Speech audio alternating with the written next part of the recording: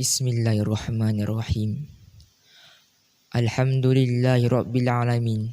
Wassalatu wassalamu ala ashrafil anbiya'i wal mursalin wa ala alihi wa sahbihi ajma'in. Qala rabbi shrah li sadri wa yassir li amri wahlul 'uqdatam min lisani yafqahu qawli. Assalamualaikum warahmatullahi wabarakatuh. Yang dihormati barisan panel hakim yang arif lagi bijaksana, yang meletakkan neraca keadilan di atas paksinya. Sidang hadirin hadirat yang saya muliakan. Berdirinya saya di sini adalah untuk menyampaikan sebuah syarahan yang bertajuk Kewajipan Menuntut Ilmu. Sebelum saya memperjelaskan tajuk syarahan saya, mohon keizinan daripada Tuan untuk saya menerangkan apa itu ilmu. Menurut Kamus Dewan edisi keempat, ilmu ialah segala sesuatu yang dipelajari atau diajarkan. Ilmu ialah kemampuan untuk mengetahui atau memaklumi kebenaran, kenyataan tentang segala atau segala jenis pengetahuan atau kepakaran. Ilmu sangat penting kepada manusia dalam semua bidang. Ilmu laksana pelita, bagaikan cahaya dalam kegelapan. Rasulullah sallallahu alaihi wasallam pernah bersabda, "Talabul ilma faridatun ala kulli muslim wal muslimat." Menuntut ilmu itu adalah kewajipan ke atas setiap muslim dan muslimat. Daripada hadis tersebut, jelaslah menunjukkan kepada kita bahawa menuntut ilmu itu adalah penting ke atas seluruh umat Islam. Tidak kira sama ada tua atau muda, berlainan bangsa, lelaki atau perempuan, mahupun darjat seseorang. Pada zaman ini, mereka yang tidak mempunyai ilmu akan ketinggalan dan akan mengalami kesusahan dalam kehidupan. Oleh itu, untuk mendapatkan ilmu, kita perlulah berusaha dengan gigih kerana ilmu tidak akan datang dengan sendirinya.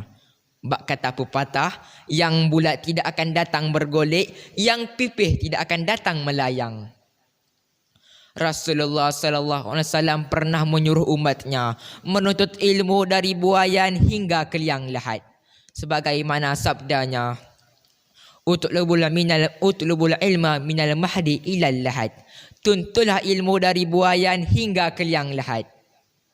Daripada hadis tersebut, jelaslah menunjukkan kepada kita bahawa menuntut ilmu tidak mengenal batas usia dan masa. Sejak kita lahir hingga ke liang lahat, kita diwajibkan menuntut ilmu walau di mana sahaja kita berada. Bak kata pepatah, tuntutlah ilmu hingga ke negeri China merupakan peribahasa yang membuktikan kepada kita bahawa menuntut ilmu sangat penting kepada manusia.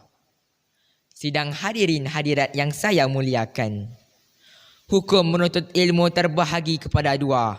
Pertama, wajib fardu ain ke atas seluruh umat Islam untuk mempelajari hukum-hukum ilmu agama seperti ilmu akidah, akhlak, Al-Quran dan sebagainya. Hukum yang kedua adalah fardu kifayah, di mana tidak semua manusia perlu memahami dan menguasai ilmu tersebut. Ia merupakan ilmu yang paling dituntut di dunia seperti ilmu kedoktoran, ekonomi, teknologi dan sebagainya. Orang yang berusaha menuntut ilmu, tidak kira sama ada ilmu fardu ain mahupun fardu kifayah, Allah akan mempermudahkan urusannya menuju ke syurga.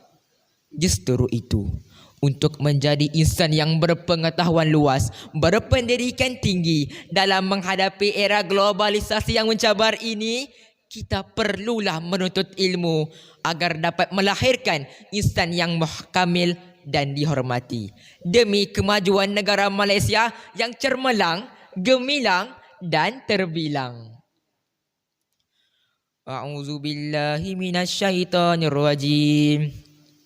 Yarfa'illahu allazina amanu minkum wallazina utul ilma darajat. Menuntut Allah akan meninggikan darjat seseorang yang menuntut ilmu dan diberi ilmu pengetahuan beberapa darjat. Marilah kita bersama-sama menuntut ilmu dan menguasai ilmu. Jadikanlah diri kita insan yang mempunyai ilmu yang tinggi demi kemajuan negara Malaysia dan kesejahteraan masyarakat, negara dan keluarga. Pengajaran yang dapat diambil daripada syarahan saya ialah: yang pertama, ilmu merupakan cahaya dalam kegelapan yang dapat membantu dan membimbing kita ke jalan yang lebih sempurna. Kedua, ilmu merupakan alat untuk membuka rahsia alam, rahsia kehidupan di dunia dan di akhirat.